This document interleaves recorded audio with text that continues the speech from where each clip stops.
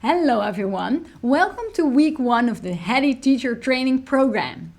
Of course we're going to talk about Hedy. This is Hedy, I guess you have already seen it. We will dive into Hedy later in the course, but really before we do that, I want to take you through why I built Hedy and how Hedy relates to other tools programming for children that you might have also seen.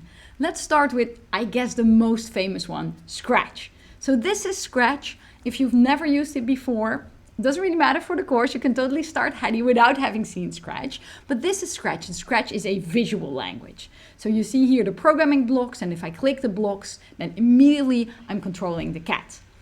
So I love Scratch. I've thought a lot with Scratch, and it really works well for children aged like 8, 9, 10. They can get really excited about programming through Scratch. But then once kids get a little bit older, like 11, 12, they started to say to me, "Teacher, we want to have a real programming language. We want to have something that is textual, that looks like an actual programming language." This really starts to matter to kids that are in this puberty age. They want to be like adults. They want to use adult tooling. And ultimately they know that Scratch is more like a toy than like a tool for professionals. There aren't any professional Scratch programmers out there. So what I did when I started to teach children, I was like, sure kids, not a problem. If you don't want to do Scratch, we can go to Python. Python is an easy to learn language. So for those of you who are not familiar with Python, this is Python, and it's really known as the most user-friendly programming language out there. So I said, sure kids, let's go to Python. This is Python. If you want to print something, you just have to type print and brackets and quotes.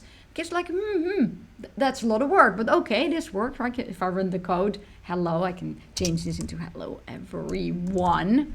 It just works. But then if I make a little mistake, Python is like super picky. So if I put a P here with a capital, then already it doesn't work anymore. It says name print is not defined, which already is in English. It's sort of hard to understand, but it gets worse. If I would just forget a bracket here, then it would say unexpected EOF while parsing. So you can imagine, I've actually done this. If you teach this to 11, 12, 13-year-olds, they're like, wow. What now, right? Unexpected EOF while parsing. What is parsing? So when I started to teach, kids were just stuck. And I, as a teacher, I was running around, like putting out fires everywhere because it's very clear from this error message that you can't let a kid fix this by themselves.